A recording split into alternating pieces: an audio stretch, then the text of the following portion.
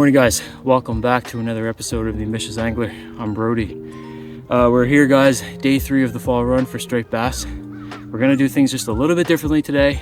I'm gonna do my first how-to video on this channel. So about a couple days ago I got inspired. I had a couple family members come out to try trolling for striped bass with me. They stayed for about 2 hours and only hooked up with one. Their setup was not correctly set up for stripers, which kind of made me feel bad in all honesty, and then I was inspired to do this how-to video today. So as far as this how-to video goes, I'm gonna go over the 5 basic fundamentals from what I think will give you success in trolling for striped bass. But this does not always just go for kayaks, this goes for boats as well. So let's go over the 5 fundamentals of what I think will give you success in trolling for striped bass. Enjoy.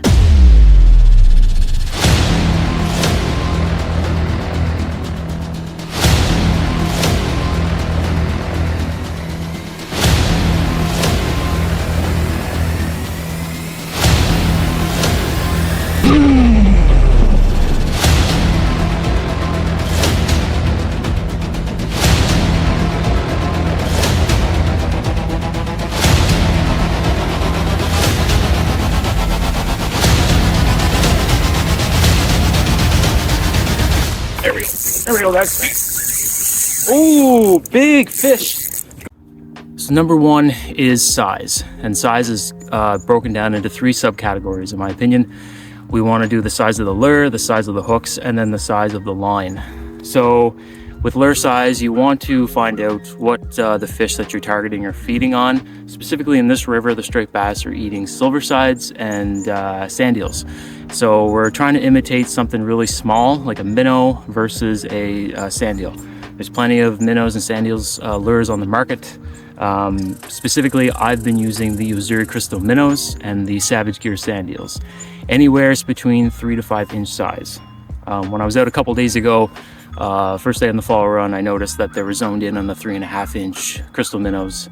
And that's basically what I've been using for the last couple of days. So size really does matter. That's what she said. Whenever you're targeting your species, just try to figure out what they're feeding on and then match the hatch with what you got. Second topic on size is hook size. So a lot of manufacturers will have preset hooks obviously attached to your lure. And those hooks may have to be changed out depending on where you're at in the world and your state, province, and you have to follow your local regulations obviously, so you may have to swap your hooks.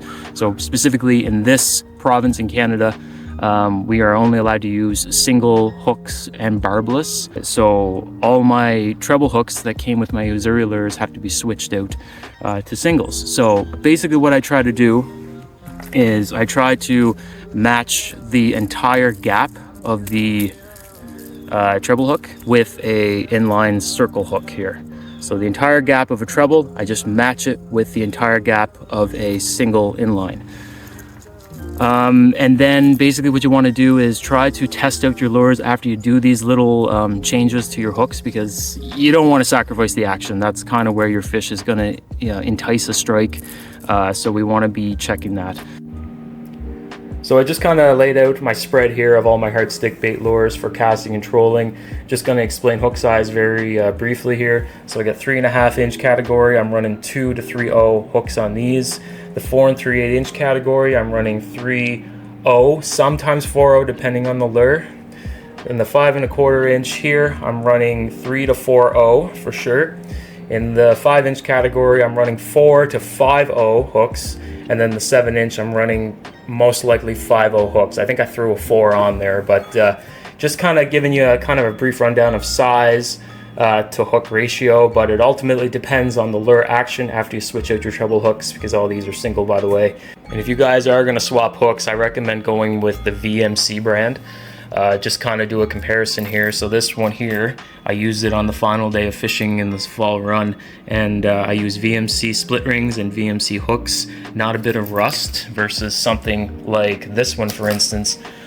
These ones here are not completely salt waterproof, and you can kind of tell there's a little bit of rust forming. So that's just my quick tip. VMC hooks all the way.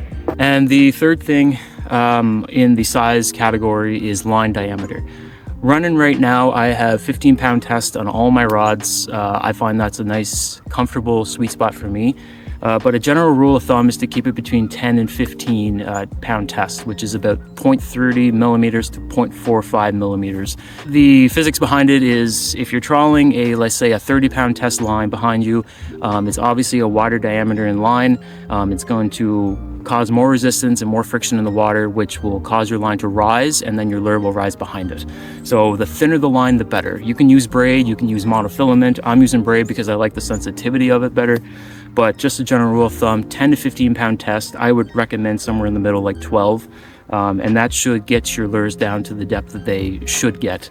Also, I would like to add, whenever I'm hooking up my braid to my rods for trolling, I do throw about 1.5 to 2 feet of Usuri fluorocarbon leader, and I try to match the poundage with the line that's on there. So I get 15 and 15 running right now, and the fluorocarbon leader has a tendency to sink, so it's actually another benefit to help the lure get down to its desired depth. Another thing is, like, manufacturers will give you a range of the feet that it dives, but it doesn't take into consideration, they don't tell you like the speed that you're going at, the line diameter, or how much line that you actually let out. So it is important to keep line in mind for size. Second on our list is depth. We want to find out, guys, with a fish finder, if you have one, it does help, I will admit, to do this kind of trolling. You need to know where the fish are at in the water column in order for you to decide what types of lures that you're going to throw on. Whenever you do your research and try to find some trolling lures, make sure you are paying attention to what the I guess depth rating is on the manufacturer's instructions, because it will give you a guide to start with. As long as you have all your other fundamentals in place, like which I'm going over right now, you should be able to get down to a fairly accurate depth at that point. So like we have shallow divers like these guys, they go anywhere between 2 to 6 feet or so, and then you got like really exaggerated deep divers with the big lips like this. This one gets down to probably 15 feet for me. But yeah, you just have to kind of play around with that. And another thing is, whenever you're casting your lines out behind you, I would recommend going at least 100 feet, if not more, depending on how shallow it dives. So for these 1.5 ounce sand eels, probably 50 to 75 feet behind me, just because they have some weight to them, and I'm only in 6 to 10 feet of water, so it doesn't take much to hook up. Not far at all. Unless I see them near the bottom, I might let out just a little bit of line, but really, it's all trial and error. Practice makes perfect. Just give it a good cast, and then I'll let the bail run out 5 to 10 seconds after that, and that usually gets me past the 100-foot mark. We definitely want depth to be intact whenever you're seeing fish in certain depths of the water column. Also, when we're talking about lure size, weight does come into play, because like, let's say for the instance, the sand eels had jig heads. So my general rule of thumb is you're throwing anything in the first 4 to 6 feet, throw something that's less than an ounce. If you're throwing anything into, let's say, 6 to 8 feet, throw a 1 ounce, and then 8 to 10 feet, 1.5, and then 10 to 12, 2 ounces, and then so on. That's kind of just my general mindset whenever I'm thinking about weighted lures that have to sink, and then you're going against tides and depth and whatnot. The third thing on the list is speed. Now, speed is pretty important. It will dictate how deep the lure is going to go, but you have to keep in mind that you're going to be running against tides, and you're going to be working your way with the tides, which could change your depth of your lure. So speed for me particularly, I like to go 2.7 knots to about 3.2 knots, somewhere in that range. Anything lower, I don't seem to get the action of my lure. Anything above that, I'm going too fast, and I might get some strikes, but I can't get the hookups. So a nice general rule of thumb, go about 3 knots for speed, and just kind of convert that into miles per hour, whatever kind of units that you're using. That speed seems to work for me the best. So number 4 on the list is action. Ultimately, action will hopefully entice a strike from a fish that you're targeting. Going over the action of your lure would be important, just to kind of keep note of like how it wiggles in the water, how it wobbles in the water. Some are super exaggerated, and some are super subtle, and some of them are just kind of in the middle. Being biased, just because I think they're striper candy, the Usuri crystal minnows are pretty good. They kind of have a medium ground of like a wiggle and a wobble in the water. But yeah, they just seem to move in a way that the stripers seem to really, really want them. But yeah, it's important to kind of go over them. I had a few lures in over the last few months that I've tested, and they just basically drag through the water straight and they don't even wiggle. But a lot of these are coming from Asia, so they're kind of cheap. But yeah, just if you buy quality lures, they're going to have some good action for you. And another tip I'd like to show you guys is if you want to know that your lure is actually performing the action at its best and not, like, let's say hooked up with seaweed behind you, just keep an eye on your rod tip. It should wiggle just like this. That way you know you're getting the proper action out of your lure. So number 5, last but not least, is color. General rule of thumb is to throw bright colors on bright days, dark colors on dark days. Whenever the sun is really high in the sky, I like to throw things that are going to really reflect off the sun. So these Uziri crystal minnows, they really have some holographic looks to them, and whenever the sun hits them, they pop in the water like crazy. So I tend to use these types of lures, but also throw chartreuses, pinks and whites, like to match the hatch of the day. As it gets grayer though, I try to stick with just solid white chartreuse and pink, and then sometimes I'll throw something in the middle ground, like a gray or a silver, somewhere in between there. And then at nighttime, I tend to throw things that match the darkness. So I'll throw blacks, purples, dark blues, and this one here is like the Dio-SB minnow. This one here works wicked at nighttime. That's just my general rule of thumb in color schemes, but like during the daytime you get way more options. Throw lots of colors, test them out, have some fun, and just kind of see what works for you. I'm not saying that this is like the only way to do it. I'm just kind of sharing with you guys, this is what's given me success over the last few days at the fall run, and I just wanted to share my strategies and what's working for me.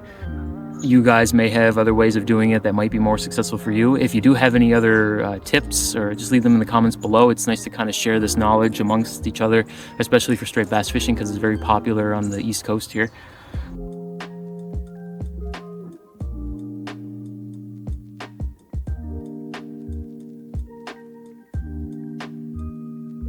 So update, guys, it's just about 11 a.m. and I've had 2 hits, but no takes, no bass landed in the kayak today. Unfortunately, the day that I filmed my how-to video, I can't catch a goddamn bass.